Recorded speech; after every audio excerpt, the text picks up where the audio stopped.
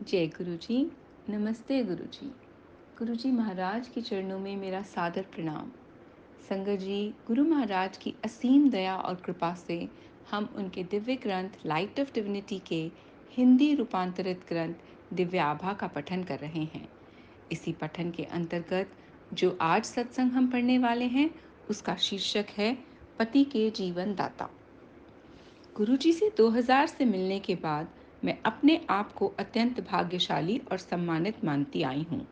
उस समय से हर प्रकार से गुरुजी ने हमारे समस्त परिवार पर अपनी दया दृष्टि बनाई हुई है। मेरे पति दीपक अपने भाई अरुण के साथ गुरुजी को ऐसे दिन मिले जो संगत का नहीं था।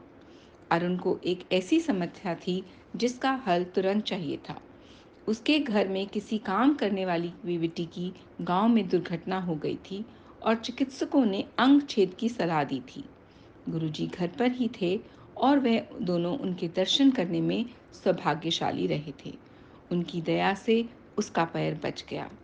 जब वे वहां पर थे, गुरुजी ने दीपक को मुझे उनके पास लाने के लिए कहा। पहले तो मैं उनके पास जाने के लिए अनिच्छुक थी। यद्यपि मेरी धार्मिक प्रवृत्ति है, मैं नश्वर ईश्वर में विश्वास नहीं रखती थी। तत्पश्चात मेरे मन में आया कि उन्होंने मेरी देवरानी के कंपवात रोग में उसकी सहायता करी थी, अतः ऐसे व्यवहार में असभ्यता होगी। मुझे देखते ही गुरुजी ने कहा कि लाश खन्ना दी कुड़ी, और मैं आश्चर्यचकित थी, क्योंकि किसी भी तरह उन्हें मेरे स्वर्गीय पिता का नाम पता नहीं होना चाहिए था। उन्होंने मुझे अपना एक चित्र देकर संगत में आते रहने के लिए कहा। वह चित्र मैंने अपने पूजा स्थल पर रख दिया। अगले दिन प्रातः उठने पर मैंने देखा कि वह गिरा हुआ था और सिंदूर की डिबिया के समीप सिंदूर की ढेरी बनी हुई थी। तथापि वह डिबिया सीधी ही थी। पूजा के कमरे में कोई प्रवेश नहीं कर सकता था। मैं उलझन में थी। बाद में सोचने पर विचार आया कि गुरुजी ही घर आए होंगे। बुनने की सिलाइयां निकली। एक अवसर पर गुरुजी ने हमें तीव्र मनोव्यथा से बचाया। हमारे छोटे बेटे विनायक का विवाह हो रहा था। महिला संगीत के दिन सुबह से ही दूर दूर से संबंधी आने लगे। अचानक मुझे अपने पति की चीख सुनाई दी।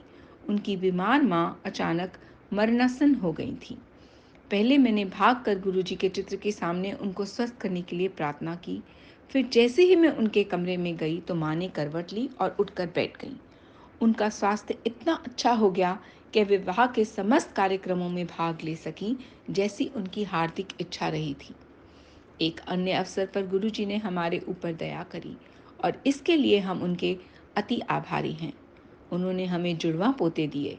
मेरे बड़े पुत्र राजनाथ और उसकी पत्नी मायरा के विवाह को 5 वर्ष हो चले थे, और यद्यपि हम पोता ही चाहते थे, उन दोनों को कोई जल्दी नहीं थी। दोनों अमेरिका में कार्यरत थे, जहां पर कोई पारिवारिक सहारा नहीं होता और उनके पास अपने निजी कार्यों के कारण समय की हमेशा कमी रहती थी। मुझे भय था कि वे शायद संतान के लिए प्रयास ही ना करें। एक दिन हमने गुरुजी से प्रश्न किया कि उनके संतान कब होगी। काफी देर तक उनके चित्र देखने के बाद गुरुजी ने उनको दर्शन के लिए लाने को कहा। सौभाग्य से यह अवसर शीघ्र ही आ गया जब वह विनायक के विवाह के लिए भारत आए। विवाह के समारोह में एक हवन का भी आयोजन था। मोइरा ने मुझे बताया कि वह अपने मासिक के कारण उसमें भाग नहीं ले पाएगी।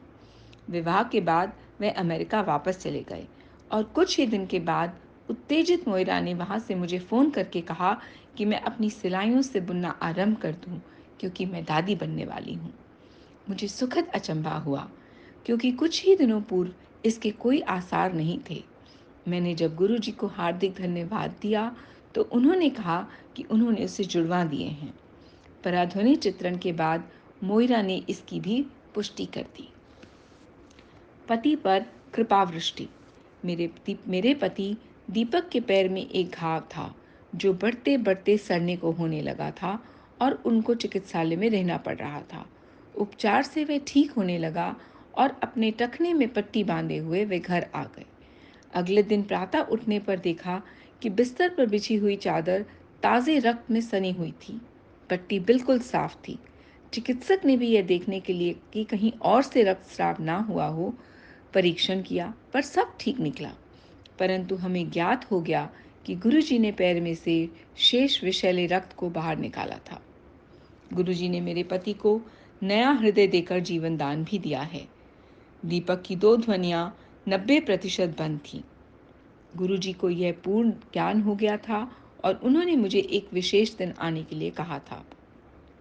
उस दिन व्यस्त होने के कारण मैंने अगले दिन जाने का विचार कर लिया, परंतु गुरुजी को मिलने से पूर्व दीपक की छाती में बहुत पीड़ा हुई और उन्हें एस्कॉट्स में प्रविष्ट करवाकर उनकी आकस्मिक शल्यक्रिया करनी पड़ी। उनकी एंजियोप्लास्टी हुई और इनके हृदय में 3 स्टंट लगाए गए। चिकित्सालय में प्रवेश करते हुए मेरे पुत्र, उसकी पत्नी और मुझे गुरुजी की सुगंध आई। जैसे ही दीपक शल्यक्रिया के पश्चात बाहर आए, उनको सुगंध आई, पर मुझे नहीं आई। संभवतः गुरुजी उस दिन मुझे ना आने के लिए डांट रहे थे। यदि मैं गई होती तो दीपक इस कटु अनुभव से बच जाते। मैंने गुरुजी को धन्यवाद दिया और वचन दिया कि पुनः ऐसी पुनरावृत्ति नहीं होगी। यद्यपि गुरुजी ने अनेक अवसरों पर हमारे जीवन को रसमय बनाया है, यह थोड़े से ही अनुभव हैं। मैं प्रतिदिन उनसे मार्गदर्शन और परिवार को बचाने के लिए विनती करती हूँ। मैं उनकी अत्यंत आभारी हूँ और मुझे विश्वास है कि वे सुनेंगे। मैंने कई बार उनसे प्रश्न किया है कि सबके लिए इतना करने के पश्चात आपकी क्या अभिलाषा है। वे मुस्कुराकर उत्तर देते हैं, केवल पूरी आस्था। शुक्राना गुरुजी। गुरु महाराज की दया से आज का पाठ पूरा हुआ। इस पाठ को पढ़ते हुए मुझसे जो भी त्रुटि हुई हो, उसके लिए गुरु महाराज और संगत जी आप सब क्षमा करें। संगत जी, यह सत्संग श्रीमती ज्योत्सना शौरी आंटी का है, दिल्ली से। जय गुरु जी। शुक्राना गुरु।